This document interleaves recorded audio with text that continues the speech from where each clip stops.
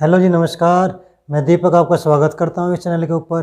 Friends, इस series में जैसे मैंने आपको पहले भी बताया है, ये वीडियो की जो सीरीज़ है मैंने वो सीटेट एग्ज़ाम को देखते हुए स्टार्ट की है, ताकि हम उन टॉपिक्स का फास्ट रिवीजन शुरू कर सकें, मतलब उनका फास्ट रिवीजन कर सकें। ये इन टॉपिक्स को मैं सीटेट के साथ साथ में टेट के लिए भी यूज किया जा सकता है, क्योंकि इन्हीं टॉपिक्स के ऊपर हर बार सीटेट और टेट के अंदर क्वेश्चंस आते हैं।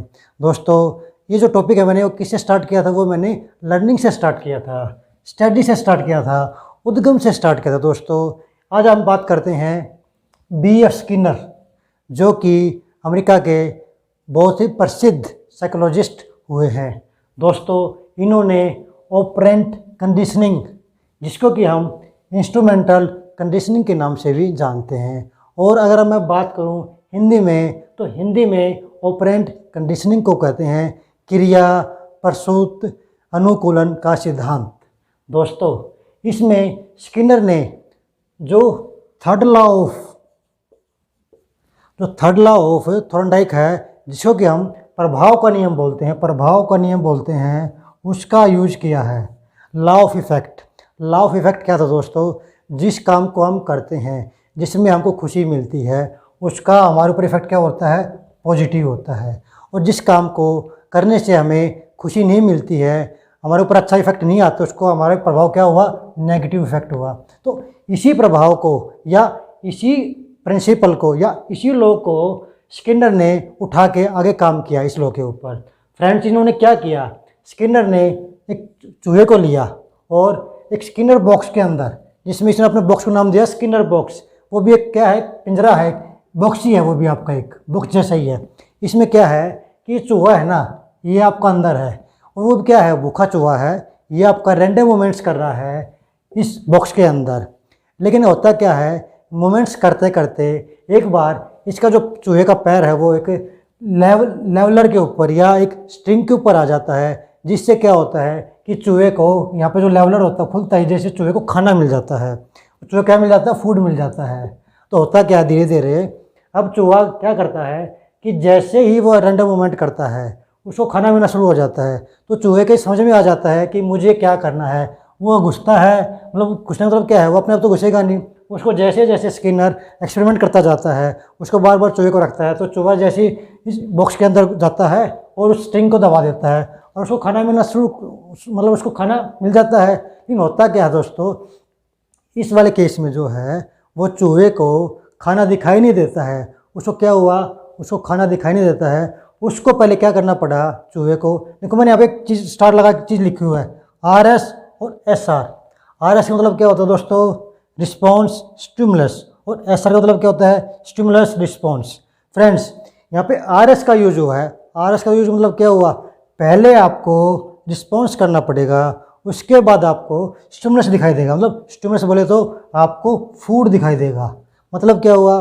चूहे ने पहले रिस्पॉन्स किया, उसके बाद उसको स्टिमुलस बोले तो उसको फूड मिला। लेकिन थॉर्नडाइक वाले केस में क्या था? पावलोव वाले केस में क्या था? डॉग को पहले क्या किया था? उसने पहले स्टिमुलस दिया था। मतलब स्टिमुलस बोले तो उसमें क्या था? स्टिमुलस उसका बेल, या जिसको हम कह सकते हैं फूड। उसके बाद उसने रिस्पॉन्स करना स्टार्ट किया था। रिस्पॉन्स क्या था उसका? सलाइवा। मतलब ये डिफरेंस है फ्रेंड्स।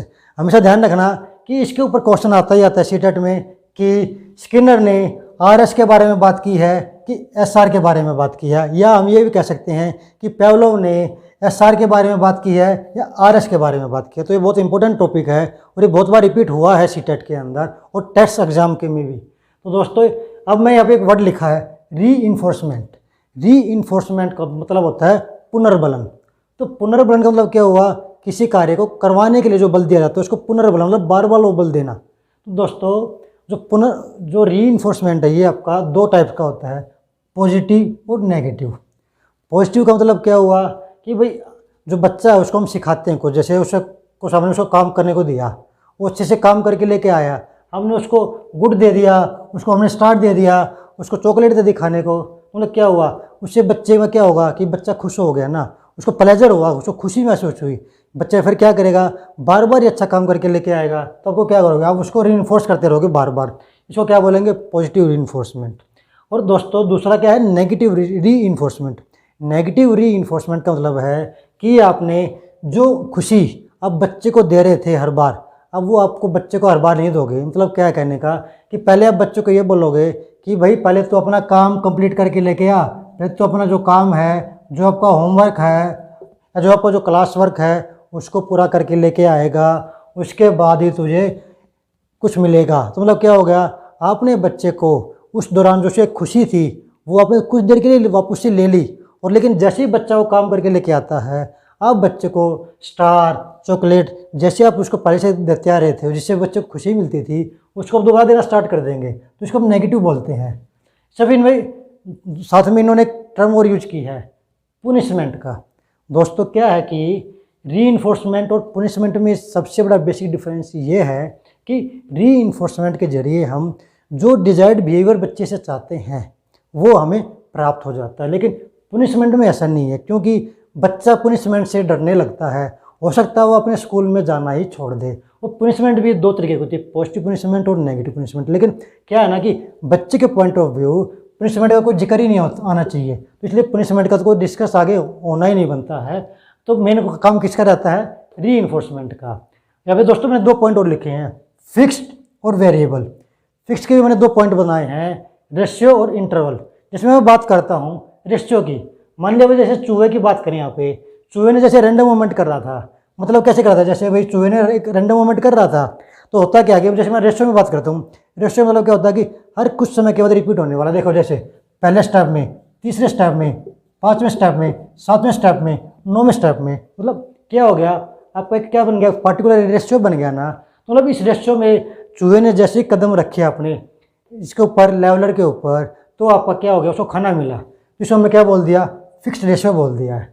इसी तरह फिक्स इंटरवल बोले तो भाई हर कुछ टाइम के बाद, भाई 2 सेकंड के बाद, 5 सेकंड के बाद, 10 सेकंड के बाद चूहे को खाना मिलेगा। तो मतलब क्या हो गया, फिक्स हो गया आपके लिए, उसके लिए, चूहे के लिए। मतलब या तो भाई वो रेशियो के हिसाब से काम करे या वो इंटरवल के हिसाब से काम करे, उसके लिए फिक्स हो गया कि उसको भाई इतने देर के बाद या इतने कदमों के बाद उसको खाना मिलना ही मिलना है।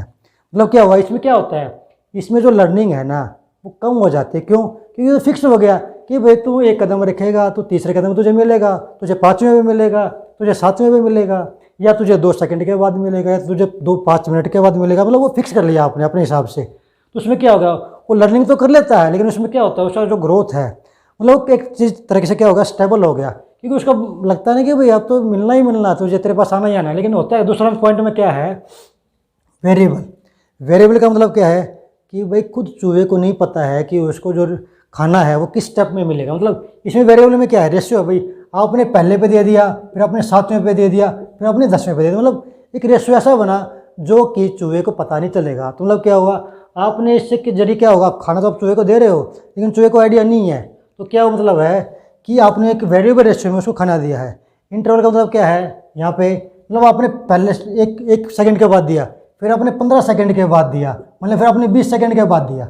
मतलब क्या हुआ, आपने कोई फिक्स वेरिएबल वो भी नहीं रखा। लेकिन होता क्या है कि अगर मैं बात करूं वेरिएबल के केस में, रेशियो और इंटरवल में, तो दोस्तों जो वेरिएबल जो रेशियो है ना, जिसको हमने वी आर के डिनोट किया है, ये सबसे बेस्ट माना जाता है। क्योंकि क्या होता है, अगर मैं इनको कंपेयर करूँगा तो जो सबसे बेस्ट ग्रोथ है वो आपकी वी आर के केस में निकल के आते हैं। क्यों, क्योंकि जब देखो जैसे किसी की सैलरी की बात करें, भाई सैलरी अगर आपकी फिक्स हो गई है कि इतनी आपको मिलनी ही मिलनी है, तो क्या होता है कई बार कि आदमी उतना जागरूकता से काम नहीं कर पाता जितना उसको करना चाहिए।